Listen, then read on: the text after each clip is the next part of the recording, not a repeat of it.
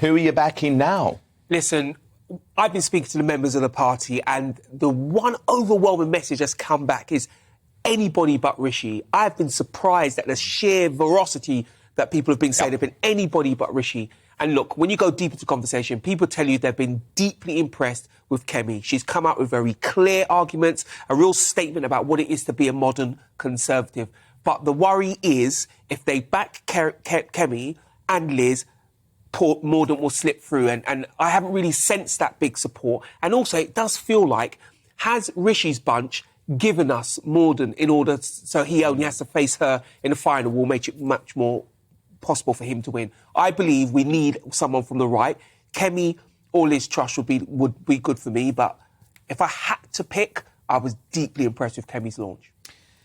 Emily Carver, it's really interesting, isn't it? Because lots of the analysis from the mainstream media is very basic on these things. So, you know, ITV News, Sly News, BBC, they're saying, oh, this is great for Rishi, this is great for Mordaunt. And don't get me wrong, Mordaunt's had, an incredible 48 hours.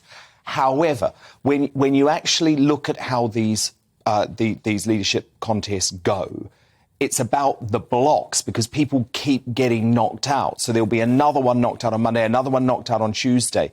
And actually, Truss still has a chance to win, doesn't she? Yeah, definitely. If she gets the support of the pro-Brexit, the right wing of the party, those MPs, and they decide to back her instead of Kemi Badenoch, then she could be in for the win, because I do think that most Conservative members, at least the majority, would choose her over Rishi. Yeah. However, I was watching Liz Truss, and I think she's going to have to step it up a notch on the personality front, because I think she came across as slightly awkward, maybe a bit stilted, maybe a little nervous, and this is one of her problems, her likeability factor, because the Conservative Party can't just be looking so insular. They have to think about the next general election. It has to be someone that's going to make Keir Starmer look more wooden than he already does. Yeah, it's got to be someone with charisma, and Kemi Badenoch could be that dark horse. Yeah. So, Amy, these debates over the weekend, Friday night, Sunday night,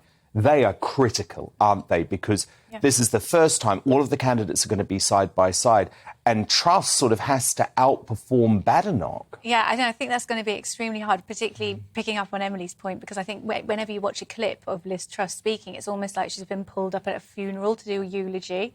She keeps checking her notes. It's not really a great look. The only time I've ever seen some true passion is when the disgraceful cheese incident.